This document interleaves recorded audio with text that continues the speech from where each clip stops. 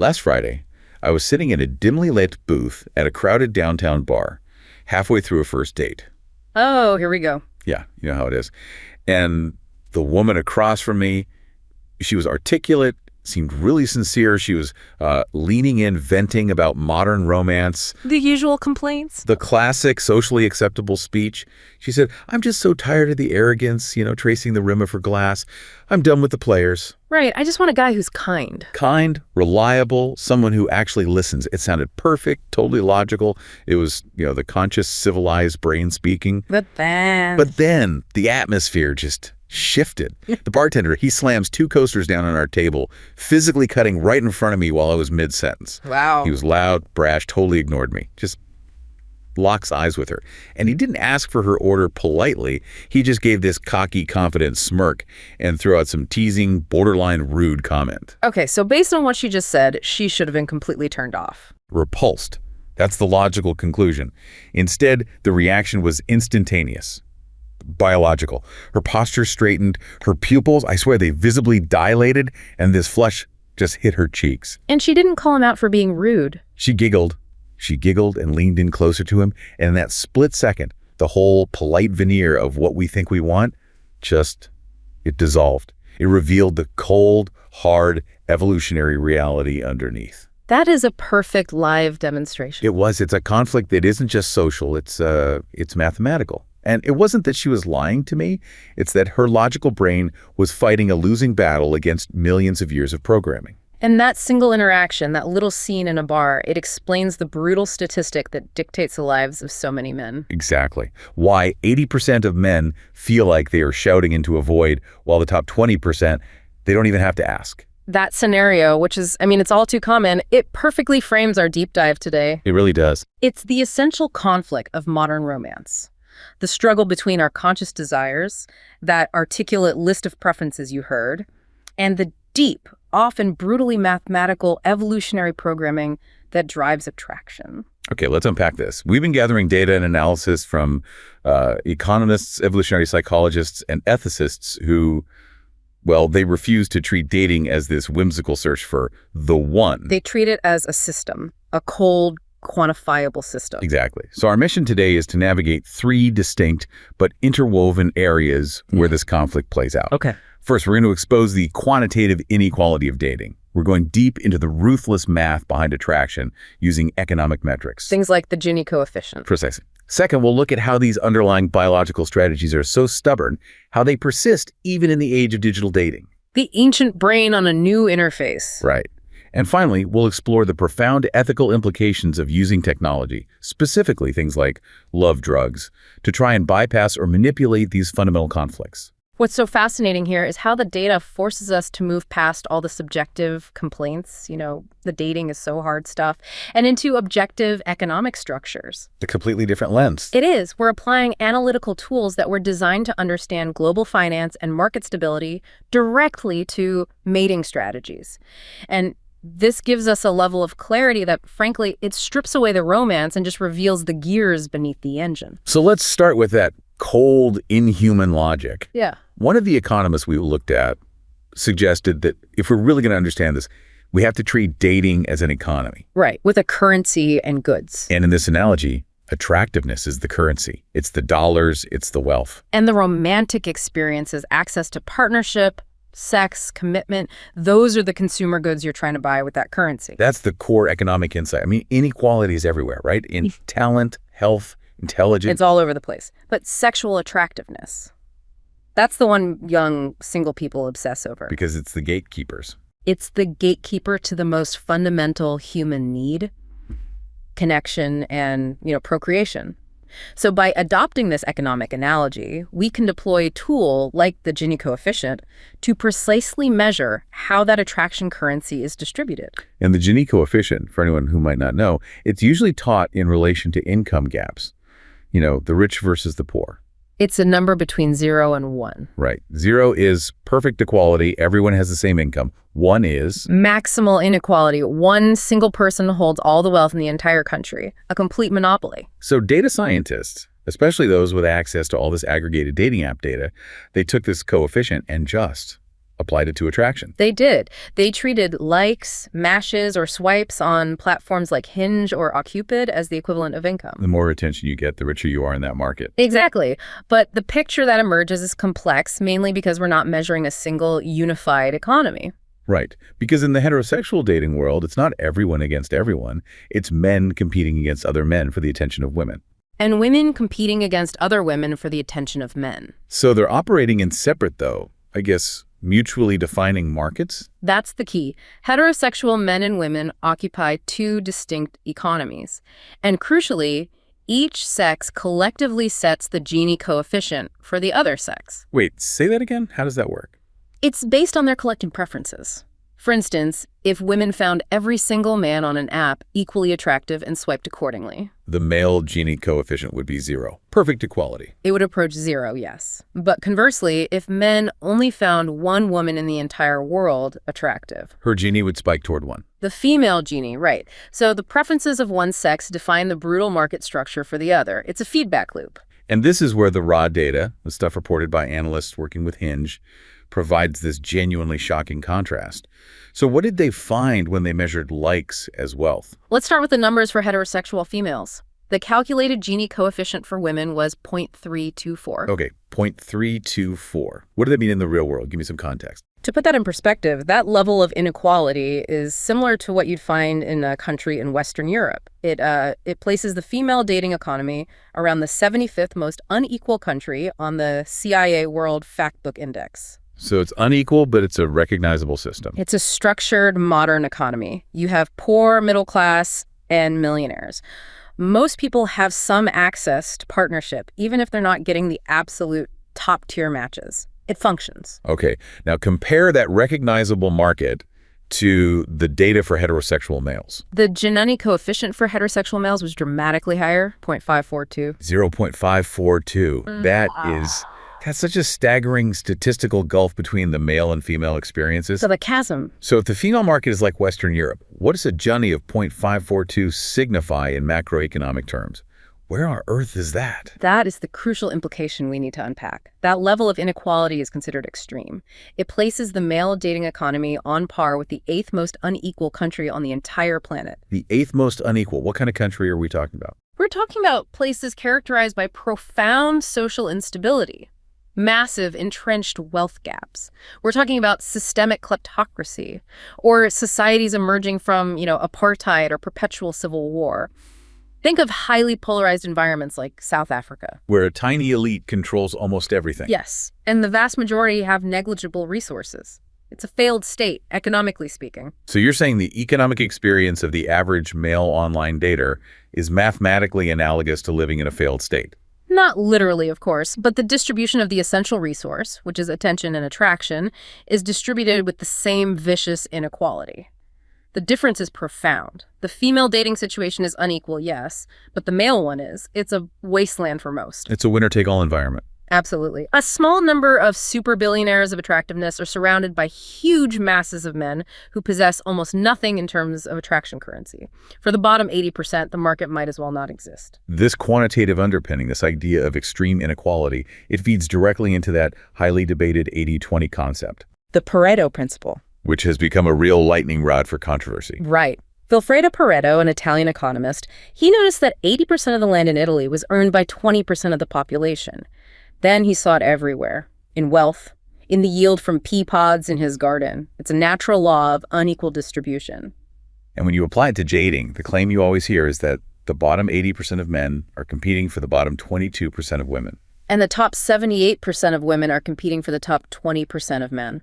That sounds incredibly specific. Yeah. And incredibly damning, which is why the 80-20 idea has gained so much traction. It tries to quantify the brutal nature of female selectivity. Or hypergamy, as some call it. But we have to be really critical here. Let's look at the methodology behind that specific claim, because it's been widely challenged. We absolutely must. The most quoted finding, that exact ratio, was derived from a study based on the self-reported data of only, wait for it, 27 women. 27. That's it. That's it. It's not a statistically representative sample of Tinder, let alone the general population.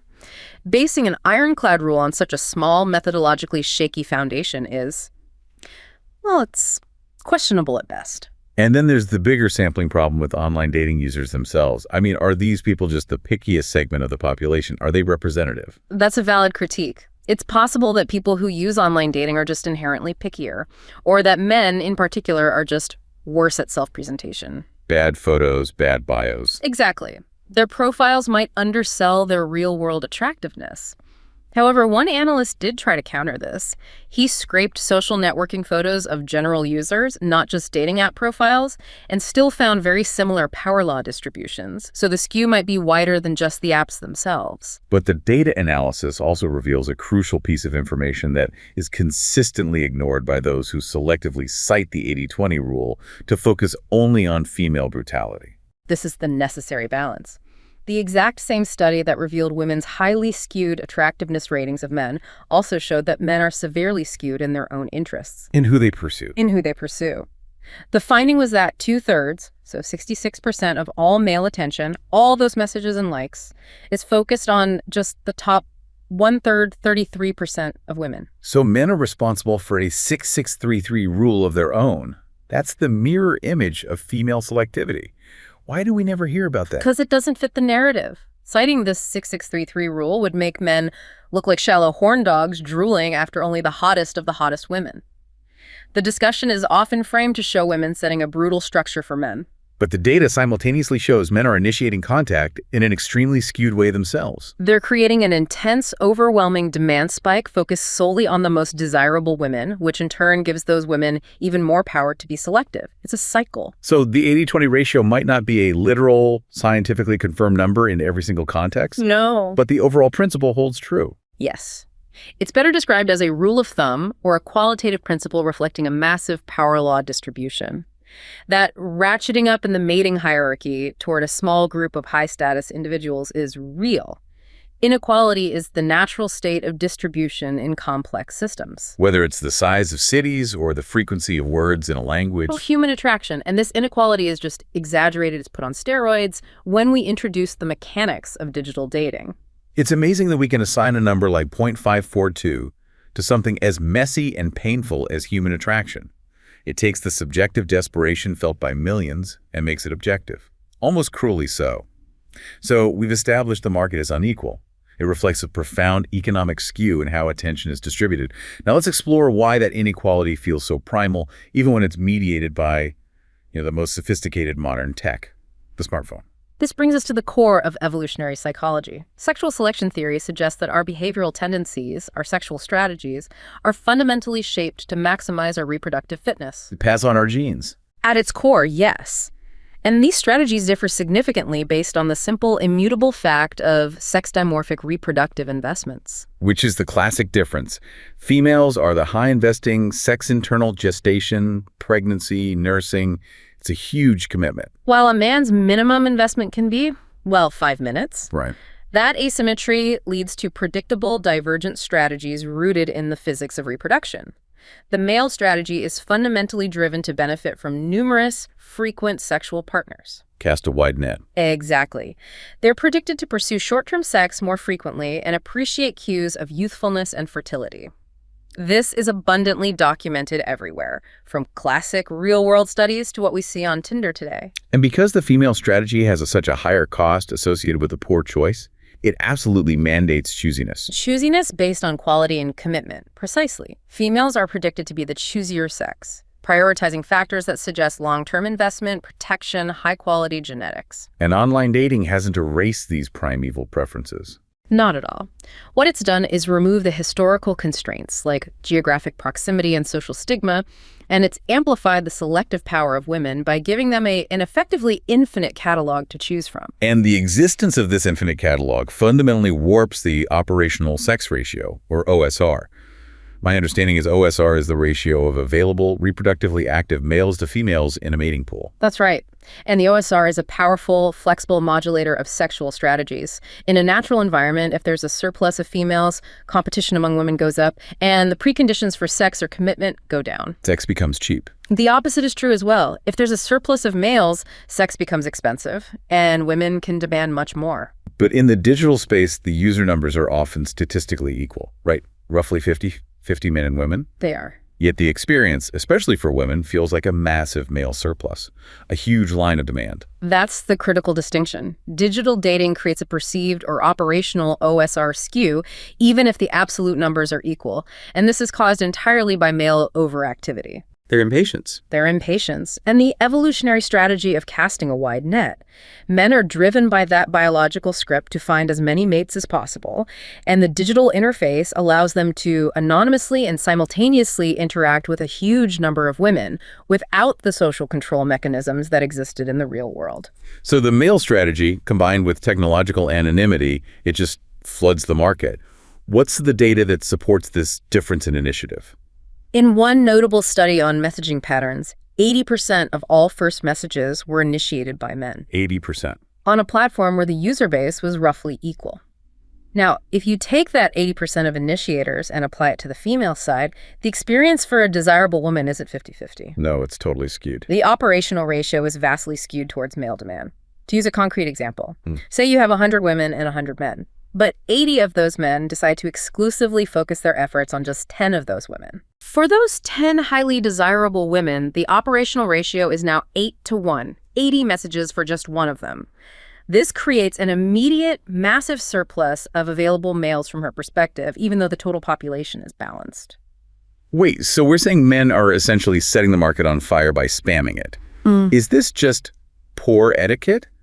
Or is it literally men following that primeval script that says cast the net wide, even when that script is totally counterproductive in a modern system? It's the instinct meeting the interface. And this male overactivity, it leads to a massive power shift in the market. It puts the female sex in a more comfortable position of huge leverage. They get to define the rules. They define the rules of the game and can be vastly more selective and choosy, which adheres perfectly to the evolutionary prediction that the higher investing sex will be choosier when presented with abundant options. And this choosiness, it shows up in how they present themselves and communicate on the apps. Exactly. Studies show that women exhibit more self-centeredness, more self-orientation in their profiles and their communication styles compared to men. And this pattern is particularly amplified in highly attractive women. They don't have to try as hard. Data shows that these high attractive women respond even less to male requests than less attractive women. They just don't have to engage with the market in the same way. Their value is self-evident due to the overwhelming demand, which just reinforces the Gini inequality we talked about. It is the ultimate technological paradox. We built these incredibly sophisticated global communication networks thinking we could conquer the constraints of nature and create boundless choice. Right. But when we log on to the dating apps built on that technology, we find ourselves immediately returned to the most ruthless, unequal structures dictated by our primeval ancestors. The collective result of all these digital dynamics, the Gini inequality, the OSR skew, the relentless male overactivity, is a dramatic reassertion of highly unequal, prehistoric, polygynous instincts. Technology, in this case, acts as an accelerant for ancient behavior, not a moderating force. And that leads to a profound and, frankly, unsettling realization about societal progress. It's deeply ironic, isn't it? Some progressive commentators cheer on the decline of traditional social institutions, religion, community structures, the weakening of outdated norms like traditional monogamy. They see them as restrictions on freedom. But by removing those societal guardrails, they're inadvertently acting as the ultimate reactionaries. They're returning us to the oldest and most barbaric, unequal animal social structures, where a few powerful males monopolize mating access. Which creates social instability and widespread sexual deprivation for the majority of the male population. Yes. So monogamy, viewed through this ruthless mathematical lens, it wasn't an oppressive restriction on freedom. It was a societal novel invention. That functioned as a massive form of sexual income redistribution. That's the core analysis. Traditional structures, social stigma, religious guardrails, the constraint of physical community, the requirement for public courtship, they previously prevented the top 20% from simply monopolizing mating access. It leveled the playing field. By institutionalizing commitment and high expectations for all pairings, monogamy stabilized the social environment and provided reproductive and partnership access to the lower 80%. And as that institution retreats in favor of technological efficiency and freedom of choice, we just return to the inherent statistical inequality and attraction. And that comes at a significant societal peril. We spent a lot of time on the dating market, the economy of initial connection, short-term attraction. But what happens when we zoom out to the marriage market, the search for long-term commitment? Does that inequality persist? The landscape has changed fundamentally. By 2017, nearly 50% of married couples reported meeting online. Almost half. It's now the dominant form of initial contact in the marriage market. And even here, the digital environment fosters that same aspirational pursuit of mates above their league.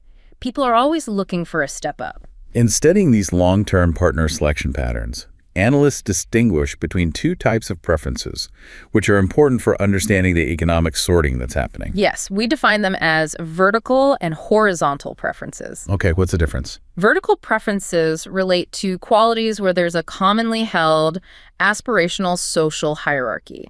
Think higher income, greater skill, generally perceived high desirability. The things everyone wants. The things everyone agrees are better. Horizontal preferences, on the other hand, relate to selecting partners who are similar to oneself. This is called assortative matching. Race, education level, and age are the primary examples here. So looking at the studies that tracked mate selection between 2008 and 2021, what did people spend the most effort selecting for? Where did that horizontal preference dominate? People exhibited the most pronounced horizontal preferences for race. They dedicated the most cognitive resources and search effort to matching within their own racial group. That was number one. By far. This high degree of homophily was followed by moderate horizontal preferences for education and age. Conversely, people maintained very strong vertical preferences for high income and high skill. Still universally desired. Absolutely. Everyone wants a partner who earns more and is more capable. That hasn't changed. Now, if we look at the long-term demographic shifts going all the way from 1960 to 2021, the overall trend is toward increased assortativeness. Yeah. People are consistently marrying others who are more similar to themselves. How have the primary mating strategies for men and women shifted in that period? We see clear, distinct shifts consistent with massive socioeconomic changes, particularly the rise of female labor force participation and educational attainment. So for women, For females, the strategy shift shows they are increasingly targeting partners who share the same education level. That's an increase in horizontality.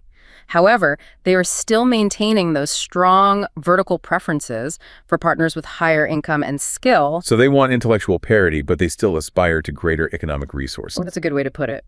Now, the male strategy shift is equally profound. How so? In the 1960s and 1980s, a huge proportion of men actively selected partners who fell into the lowest education, skill, and income levels. Reflecting a preference for spouses who would assume traditional domestic roles. Exactly, while the man was the sole provider. The findings show a clear temporal decrease in the number of males opting for partners inclined toward domestic roles. They are shifting decisively toward equally educated partners. They're adapting to the modern reality of dual-earner households. And demanding parity in educational background. It's a convergence of preferences influenced by the rising economic and educational status of women. This all suggests that the technology, online dating, should have made this whole process incredibly efficient. If your search costs are lower, you should be finding better matches faster. But here's the biggest analytical puzzle.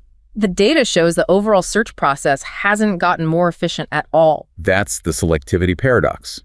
And it's a critical insight into modern choice. It is. Online platforms drastically reduced physical search costs. You no longer need to rely on your local church or social club. Yeah. Yet data analyzing selection efficiency over that 2008-2021 period shows that total search costs and the selectivity of individuals, their precision in identifying the best possible match, did not actually increase. Not just in that period, but over the long term, going back to 1960. Correct. So why are we not getting better at finding the one, even with millions of options at our fingertips? The conclusion is that the bottleneck is entirely cognitive, not technological. We've hit the limit of human information processing. Exactly. The technology provided the myriad of alternatives, but effective search costs now reflect the individual's capability to process and evaluate that overwhelming flood of data. Our brains haven't evolved fast enough to handle the sheer volume. This is the tyranny of choice. We are completely overwhelmed. Psychologically, this cognitive overload can lead to what's called maximizers versus satisficers. Right. Maximizers are the people who feel compelled to look through all possible options to ensure they find the absolute best choice. It's exhausting and often leads to decision paralysis and regret. And satisficers. They choose the first option that meets their minimum criteria and they stop searching. And online dating encourages everyone to become a maximizer. It does, which leads to chronic anxiety, ghosting, because a better option might be 2 swipes away, and an inability to commit, even when a perfectly good match is right in front of you. The technology hasn't improved our cognitive ability to make choices. It's exacerbated our decision fatigue. That is a powerful point that connects the abstract data back to the daily frustration you feel as a user. Beyond the individual level, what are the broader socioeconomic ramifications of this intensified, highly assortative matching? The impact on overall household income inequality is substantial. The collective influence of partner selection, who is marrying whom, leads to a measurable 3-point increase in the overall Gini coefficient for households. Wow. So how we choose our spouses is a significant factor in widening the wealth gap, independent of what we earn at our jobs. It's a huge factor. So let's break that down. Which attributes contribute most to this widening income inequality? The sorting factors that contribute the most are selection on education, which accounts for 35% of the total contribution. A third of it. And skill, which includes professional ability and human capital, accounting for another 30%. So that's 2/3 of the effect right there. Right. Selection on income and age trails significantly, each contributing about 15%. And what's fascinating is that selection by race, despite being the strongest horizontal preference. It plays a relatively minor role in the economic sorting. Only about 5% of the overall increase in household income inequality due to matching patterns. So the practical takeaway for you listening to this is that if you want to understand modern economic inequality, look at who the highly educated and skilled people are marrying. They're sorting themselves into powerful educational and skill-based bubbles.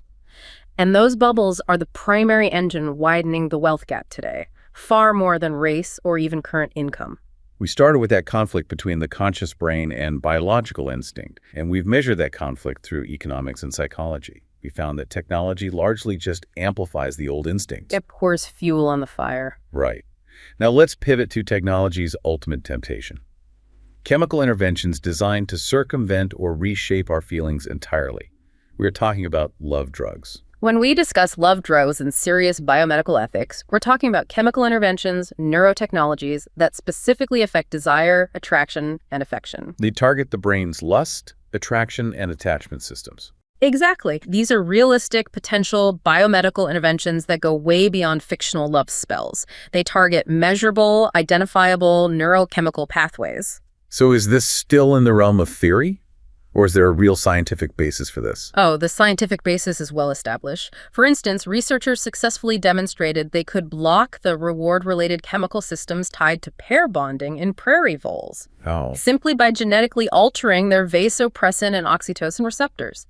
This implies that these deep, fundamental emotional systems, the ones governing our attachment and long-term connection, are physically targetable in humans. Which makes the development of love drugs not a question of if, but when. That's the conversation we need to be having. This raises the terrifying possibility of chemically enforced affection or commitment. Our sources included a really compelling narrative of a couple, Dan and Tuesday, using a hypothetical drug called Propensic. Let's unpack that scenario because it grounds this philosophical debate in a terrifying reality. The narrative of Dan is incredibly illustrative of the ethical tightrope we're walking. Propensic doesn't create love out of nothing. It's not a potion. No. But it takes a pre-existing relationship and it prolongs, stretches, and sustains those initial honeymoon sentiments. It acts as a mandatory chemical supplement. It promises to prevent the natural decline of passion and eliminate the temptation to stray. And by doing that, it saves the enormous emotional labor that relationships require. That's the key, the emotional labor they avoid.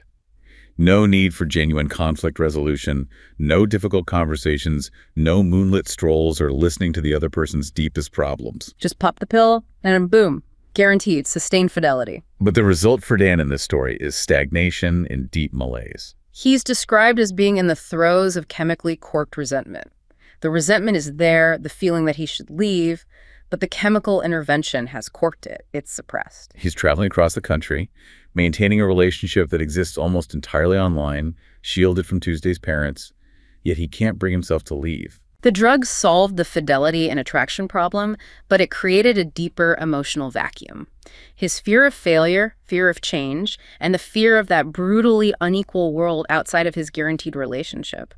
It keeps him trapped. The drug removes the risk, but it also removes the possibility of authentic growth. We also see a chilling parallel in the narrative of a mother considering using love drugs. Right, for her child. Yes. She harbors this deep-seated resentment and regret towards her child, and she recognizes this toxic feeling is destructive.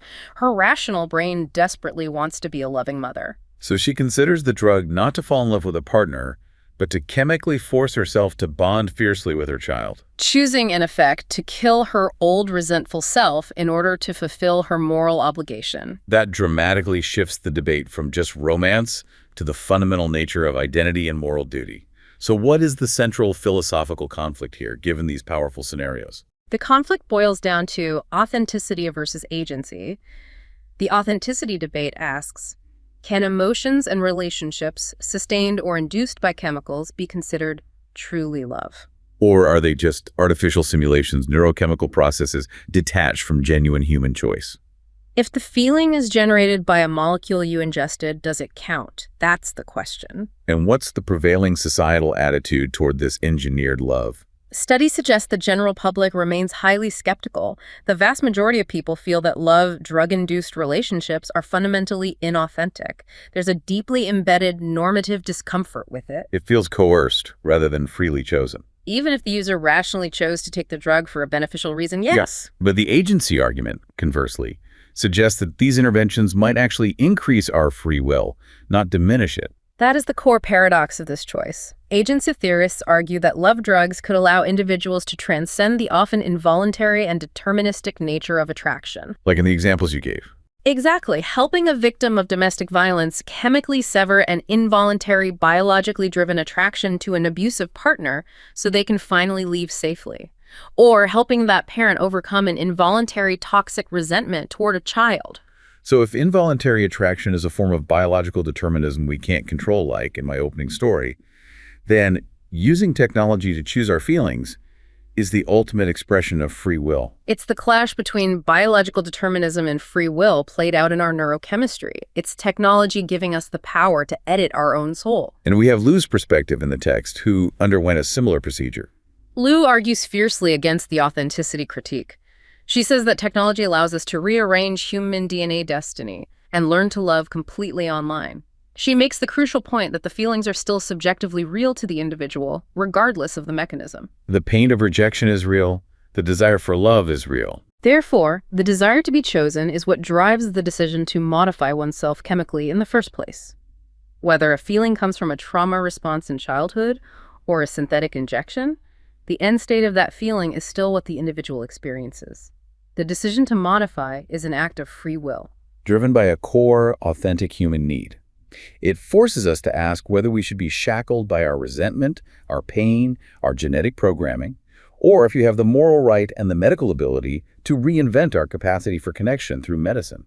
And that question moves beyond individual relationships.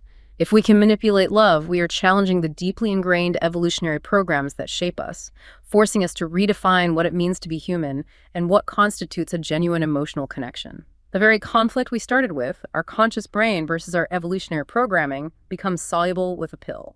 So we began with that visceral observation of biological instinct overriding stated conscious preference in a crowded bar. We followed that thread into the digital economy, discovering that modern romance is quantified by a brutal Gini coefficient, suggesting that the experience for the majority of men mirrors the extreme inequality of one of the world's most unstable economic climates. We then explored how digital platforms, despite all their technological sophistication, don't liberate us. They just amplify ancient polygynous mating strategies. Male overactivity creates a power skew, allowing female choosiness, the central evolutionary strategy, to flourish, cementing that highly unequal distribution of attention. Which revealed the sobering truth that traditional monogamy, now in retreat, acted historically as a form of sexual income redistribution, constraining the few to benefit the many. Finally, we grappled with the cognitive limits of choice in an age of infinite options, realizing that our brains are the ultimate bottleneck, not the technology itself. And this led us to the ultimate temptation love drugs, which force us to weigh the philosophical cost of authenticity against the human yearning for agency and the desire to escape our own brutal programming. The modern human search for connection is defined by this intensifying conflict. Mathematics suggests a brutal winner-take-all market. Biology suggests instincts forged in the savannah still rule, and technology offers the ultimate temptation to cheat the system, forcing us to redefine what we consider real, chosen, and human.